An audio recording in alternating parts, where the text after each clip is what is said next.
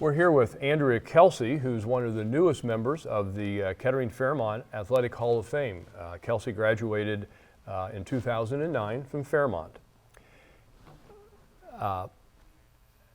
Andrea graduated in 2009, Andrea earned 12 varsity letters, including 4 each in cross country, swimming, and track. In cross country, she was a 3-time state qualifier. She was first team all GWAC her sophomore, junior, and senior years, being named the GWAC Runner of the Year in 2007. In addition to being named first team all district, all Southwest Ohio, and all academic Ohio all 3 years, she was voted the most valuable runner for the Firebirds in all 3 years, and she won the team's sportsmanship award her freshman year. She was the team captain her junior and senior years, and she still has the 4th fastest 5K time in school history. In swimming, she was the team captain and sportsmanship award winner her senior year. In track and field, she was on the 3,200 meter relay team that won the district championship and finished 7th at the state meet her junior year. That relay team still holds the Firebird school record to this day. She was the team captain her senior year. She was as impressive in the classroom as she was on the athletic field, graduating with a 4.0 GPA and being named academic All-Ohio in cross country for 3 years and in track and field for 1 year.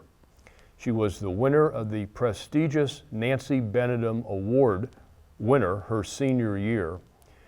After Fairmont, Andrea ran for Division I Wofford, am I pronouncing that correct? Wofford yeah. College in South Carolina. And was that both in track and cross country? Yes. Okay, so both sports in college. So it's with a great deal of pleasure that we're going to have this conversation with Andrea Kelsey. Andrea, Coach Hip talks at length about your toughness and competitiveness. Can you talk about those qualities and how they help you to be successful in athletics and in life after sports? Sure. So I was the youngest in my family, so I think there's a little bit of a natural competition there with my sister being, Megan, being 2 years older than me and doing, in elementary school I had all the same teachers as she did, just 2 years later, and then moving on to eventually starting running together, I saw her success, and then it's like, I kind of want to do that. I also want to do it better. So that was kind of that first natural sibling rivalry, and we were also really great teammates together, which is really cool. I think running is a really cool sport because you get to compete against yourself quite a bit and others, and so I think that helps you just being able to see your times get faster, and then your team do well, and so yeah, I've been happy to kind of carry that competitive nature over into, I think it helps translate into performing well in the classroom and professionally now as well. Okay. You played what I would consider 3 very social sports where there's a lot of camaraderie among teammates. Can you talk about that? Oh yeah, so definitely the interesting thing about cross country and track, specifically cross country, is you're maybe out for a long time running with teammates for an hour on a long, easy run. You're not really working too hard that you can talk, and so that makes me tired thinking about running for an hour. So that's one of those times where you're able to kind of sit and bond, and total opposite, I guess, is swimming, where you're all in the pool and it's very hard to talk. Yeah, I think, cross country is a team sport as much as people think that it can be quite individual. But, you're spending so much time together, and practices are long, meets are long. And yeah, I think the camaraderie is just really, really something special about those sports. Good. Are there any highlights, Andrea, that stand out from your athletic career at Fairmont as you think, and maybe if there's one for each sport, I think people would want to hear that. Sure, yeah. So thinking about cross country, one of the, I think probably my most special memory is I remember qualifying for state my junior year, sophomore, junior, and senior year. But junior year feeling particularly special for the reason that the girls on the team all made sweatshirts and they said Andrea's Army, and they made camouflage sweatshirts to wear to the state meet. And my sister, who was running at Bowling Green at the time, she also got a sweatshirt and came down to Scioto Downs to cheer on. And it was really special to kind of have that group back together. Swimming, I think just a special memory is the swimming was, I was very fortunate to be on the varsity team. It wasn't my top sport. And so I just remember having so much fun cheering at swim meets. So sitting in the stands and cheering on our teammates, or standing, when the others were swimming the 500 at the end of the pool, and that just being so fun to cheer on others. And then I think probably the biggest memory is the 4x8 team. So, as special as it was to go to state in cross country, to go with a team is amazing. And I was the weakest link on that 4x8 team. The girls on that team were so fast. But just to be part of that, and the 4x8, we tried year after year to make it, and we were often fifth place, and just shy of making that team. And so then to qualify for state and then get on the podium, that memory is just priceless. As you think about cross country, track, you're running on a track. Swimming, you're swimming in a pool. Cross country has unusual courses. I ran cross country, and I remember one course running through a part of a cemetery.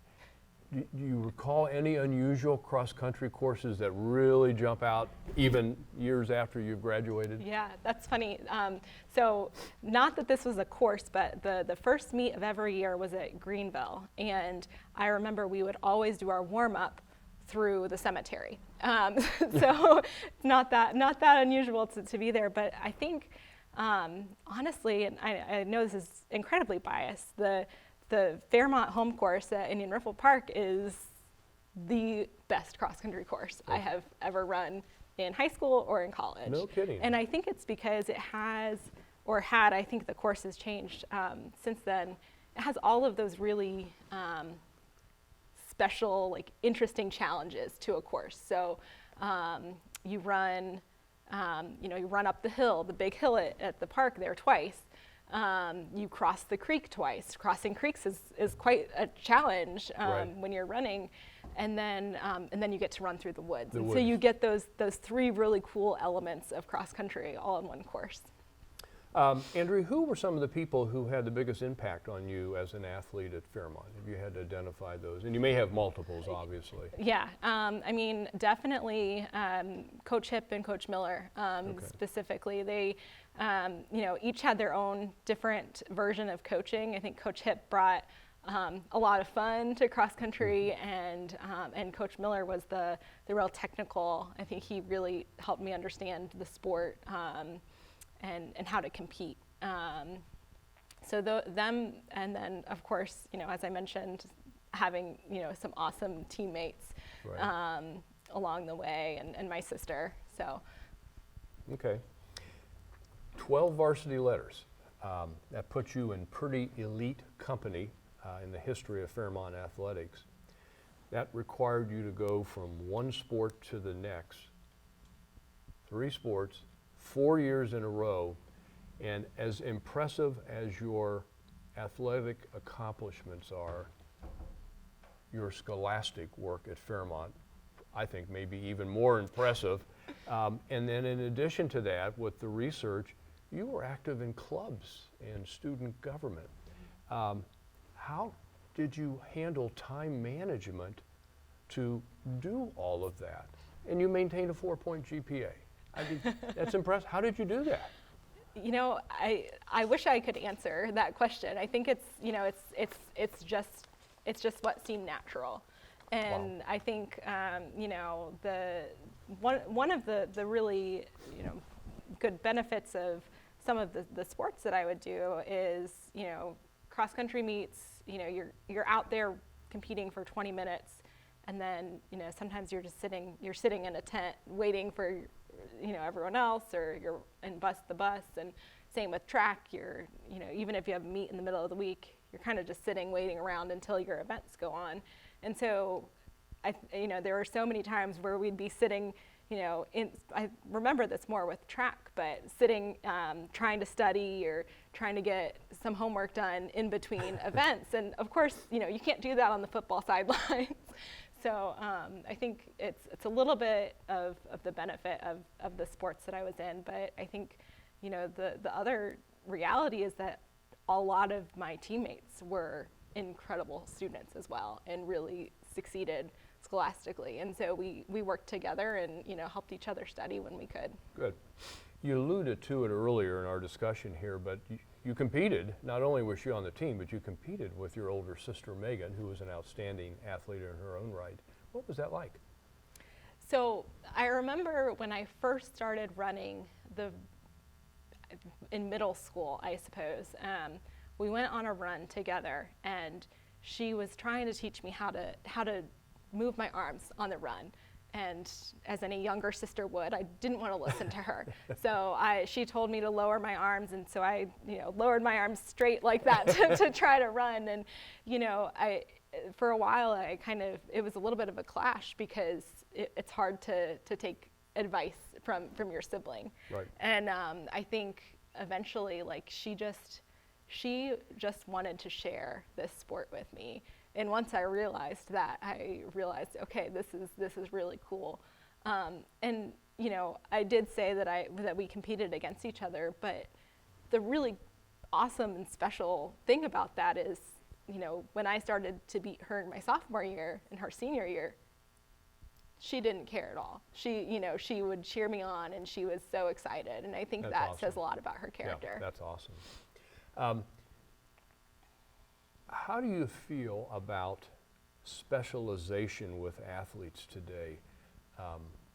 Many times, young athletes are being forced almost to pick one sport, and that's it. It's year-round, and would not be able to, even if they had the abilities, wouldn't be able to do what you did with three, even though track and cross country, there's similarities, but wouldn't be able to do that because they're specializing. What are your thoughts on that as an accomplished athlete yourself? Yeah, I think this is something I think about a lot, actually. And I started out swimming, you know, club swimming in the summer, and playing soccer with Kettering Soccer Club.